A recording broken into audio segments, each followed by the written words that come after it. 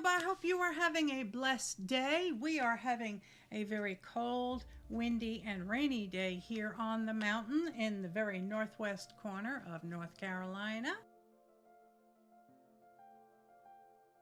We are here today with our next project. Behind me on the design wall, you can see the last potato chip block that I did. X marks the spot. And just to the left of that quilt on the design wall, you will see our next project. I'm calling it a lazy log cabin, and it is kind of a stack and whack, and it's going to be made using a layer cake. So I will get set up over at the cutting table, and I will show you the layer cake, and I will show you the instructions on how to go about cutting up your layer cake for this project. Here is our lovely layer cake, but today we are using this one. It is called Moda Nova Basic Gray, and it is absolutely delightful. Beautiful prints, some grunge. Oh, I love grunge so much. Beautiful prints. Look at those colors. So much fun.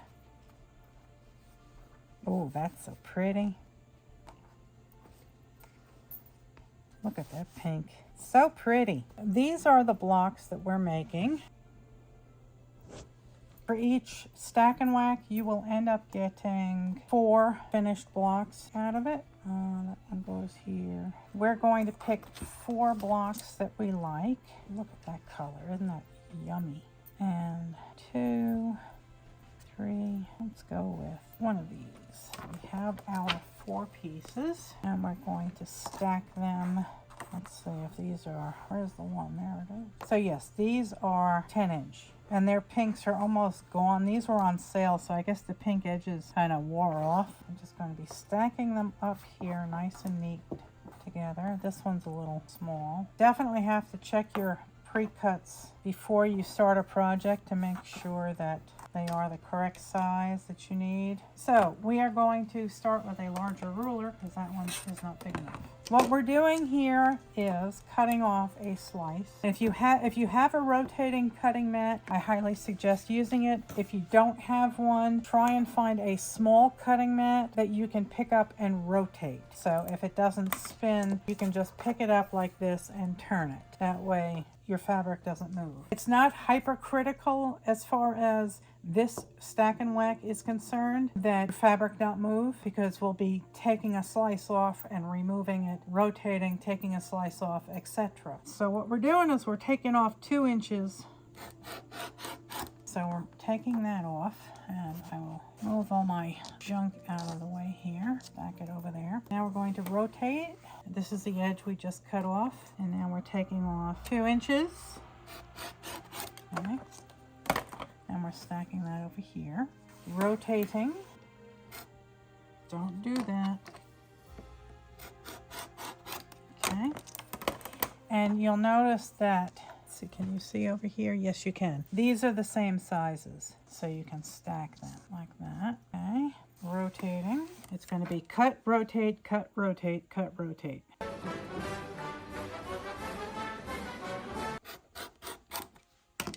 Next size, rotate, and that's going to be the same size, so stack it there. And this is our last cut. Once again, 2 inches. Okay, so now we're going to lay out our block like so. First stack, second stack, and that's our last piece. Now, here comes the fun. We're taking the first off, putting it on the bottom. Leave the second one, and then we're going to take 2 off, and then 2 off, put it at the bottom, and then taking the bottom one. So that is how our block is going to be laid out. Let me move the camera around, and I'll show it to you. And now we're going to take this over to the sewing machine. We're going to actually take the cutting mat over there, and we're leaving all 4 blocks stacked up like this. Okay, we are over here at the sewing machine that has dust all over it. And this is our block, or this is our stack of blocks. And we are going to chain piece all 4 of them in at the same time. We'll do these 4 joins, and then take it off the machine and then do the next set of joins. So we'll just work our way all the way around until we have finished. And there is this piece, these two pieces join perfectly. Their length is the same. As we progress through the block though, there will be extra, and I will get to that as soon as I have these sewn together. This is our last one. Okay, now these, and we're going to stack them in the order that we sewed them. And now we're going to take these and we're going to finger press real quick. So now our next piece is going to be this piece here. And now you're going to see a difference in the length. You'll see here it's about just shy of a ½ inch extra. Okay, when we're sewing this together, what we're going to make sure that we're doing is lining up the center of the block. This diagonal line is the center, and we're going to make sure that we match these points here. This overage can hang out at the end and it will get trimmed off. Taking the next piece, and we're going to finger press them. So now the next round is this, and we'll start with this here. And again, the overage will go to the outside of the block. Okay, you can see that here. Okay, I'm trying a different camera angle. So this is the way we're sewing on the next round, and you can see the excess here. Turn it over. Nobody's going to take apart your quilt to see your seams, and if they do, they don't deserve one of your quilts. And again, we're going to match up the center of the block, which goes this way, and we're letting the overage hang off the bottom. You won't get confused about, oh, what if they're in the wrong order? Which piece do I put on next? Like I just dropped 2 of them on the floor. And there's no panic because you're only doing 4 at a time. You can do much more. You can cut them all and sew them all at the same time. But just look at what you've got sewn so far. Let me switch to the other camera. So just look at what you have so far. In this block here, you have 3 fabrics that don't match this. So you know that these are your next pieces. Okay, and then if we take this, we know you've got these 3, and here's the only one that this doesn't have, so that's next. So that is as complicated as it gets. It's very, very simple to do, and there's really no panic about, oh my, what fabric comes next. Kind of distracted. Dinky is, my cat Dinky is laying down right behind the laptop, and he likes to push up against the laptop because of the heat that comes out. And I got to keep checking, make sure he doesn't disconnect anything. And you can see this seam wants to go down. So I lift and just kind of scoop it with my finger so it's facing that direction. And just for ease of ironing, I am ironing. When I go get up to press all of these, I will be ironing this way, away from the big block. That may be incorrect to do, but that's what I'm doing. No one will know. The quilt police hate. Here we go. I will go iron these. Okay, so here is one of the 4 blocks, and you can see all the overage is off to the edges. And this will get squared up to 8.5. And how did I do this yesterday? I think I did it this way, yes. So we're going to mark the 8.5 line on our ruler. And you can also look at these internal lines to make sure that they're even so that your block isn't crooked. Although if you wanted to make it crooked on purpose, it would probably be cool. Okay, so that's the waist right there, and that's the waist right there. Now if you're using a layer cake that has full-size pinked edges, you may need to trim along this outer edge, but there is your finished block. Still recording. Okay, so we have our green center over there. This is the way I like to lay them out. I think that's real striking. I do like that a lot. So those are the blocks that we're making, and I'm going to go cut a stack of them and get set up to start chain piecing them, and I'll show you what that looks like in a second. I wanted to pop back in and show you how I'm stacking this entire layer cake. The first cut, which is 2 by 10, that just gets piled up regularly. The second pile of 2 by 8, there's actually 2 pieces that you cut that are 2 by 8. So I'm putting the first group of 4 lined up here, and then I'm laying the second group of 4 down a wee bit, okay? Because there's 8 of these. There's 4 of these, 8 of these, 8 of these, 4 of these, and 4 of these. Okay, so that's how I'm stacking it. That way I know that these two stacks of 4 go to one block. Okay, I have the entire layer cake cut and stacked so that you'll get different color block the whole way down. So at this point I'm going to start chain piecing. So I'm going to be starting by taking this pile and this pile and sewing them together. When I get done, I'll take them out of the machine and I'll start chain piecing this unit to this piece. And I'm going to continue that way through the whole pile of blocks. Start here, and I did need to take 2 pieces from another layer cake. I had another layer cake that I was going to do this with, and it turned out it was not cut straight. It was about 1/4 of an inch too small. So I took 2 pieces out of that layer cake that were similar in color, and that is I don't know if that's going to be a problem or not, but I didn't end up with a divisible of 4. And the way I'm putting these together, because there's 4 layers, you'll end up with 4 blocks from each layer, and I ended up with 2 extra pieces, so I took them from the other layer cake, hoping to be able to squeeze out. Yeah, see, this one's a wee bit short, so I'm just going to split the difference. See if I can show that to you. You see the stuff from the bottom and the top. So what I'm doing is, it's about, I don't know, maybe 1/8 to 3/16 short, so I'm splitting the difference in the seam allowance, and no one will ever know. Yeah, this was one of the pieces from the other layer cake. Scoot it down a wee bit more, there we go. I don't make real large quilts because I don't have my spine and my neck wouldn't tolerate it. So this may end up being enough blocks for 2 quilts. I don't know yet. They come out to be 8.5 inches. You do the math. And they're put together in 4. Resulting 4 patch will be 8.5, 16, I think 16.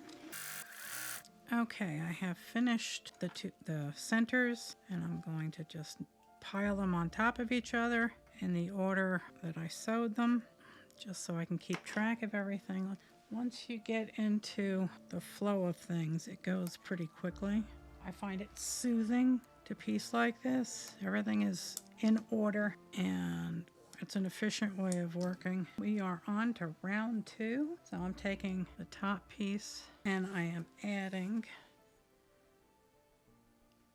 the next piece. And remember that we are putting the excess to the outside of the block over here. Okay, I'll come back when I get this pile done.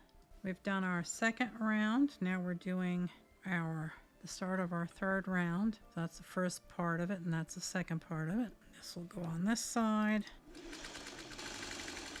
So if you get a pair that you don't like, you can, or if you get a combination that you don't like I had the 2 dark blues in the same block, you can swap them out. Just work through it before you commit to sewing it, just to make sure it will work. Okay, I had to rearrange a few things. When I was sewing this side on, I came across several instances where I was having bad color combinations, so I had to swap things out. As you can see here, originally this would have been the dark blue, and I thought that it was too much, being that they were right next to each other, so I decided to switch them. So there's going to be a few places when I go through this stack now where I have to rearrange things. What you want to do is, we're working on this round now, so you want to make sure that you're matching that. So you might have to pick through. See, this goes here now, so you may have to rearrange things a little bit, but just make sure that you remember that you've got the center, round 1, round 2, and then round 3. If you remember that, you should be fine. Okay, now I'm getting down to where I had to start making some changes, and you can tell because this does not match that. So it's real simple. There's several of them in this area that have that. So it's just a matter of picking up the piece and finding the match for this side. You can see now, this one doesn't match. So I have to go down a little bit further. So now this will match. And now we have pink. So that means this won't match here. It has to go under here. And you just have to keep doing that until you find the right piece of fabric to match this. But otherwise, it is simple and easy to do. This goes together real quick. There are a total of 36 blocks that are piled up here. And it goes pretty quick. You can definitely get this done in a day. Okay, we are in the home stretch. This is the last side that we're doing. And at this point, if you had made any changes to the order of the pieces, you can just find the match to this side and you're good to go. I tell you, it's really hard to beat the quality of a vintage Singer stitch. Okay, I will meet you at the cutting table when I have all of these pressed, and then we can trim them up, and I'll put them up on the design wall. These are all ironed, they're ready to be trimmed down.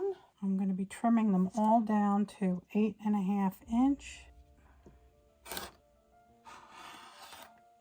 This one is a little wonky.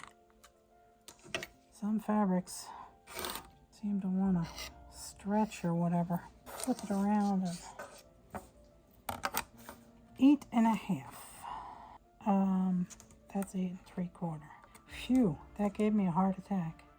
Ooh, I'm dying. I thought I ruined a block.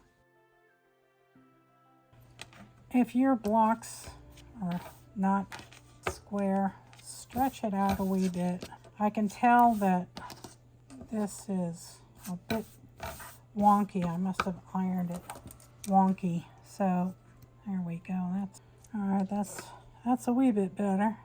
A little bit here that is shy, but it's shy enough that it'll get sucked into the seam allowance, and nobody will know I screwed up. Just me and you. That's better. Phew. Some of these are like really wonky.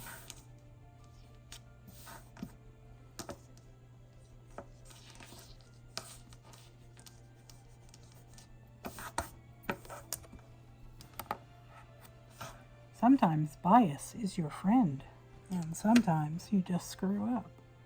That's okay.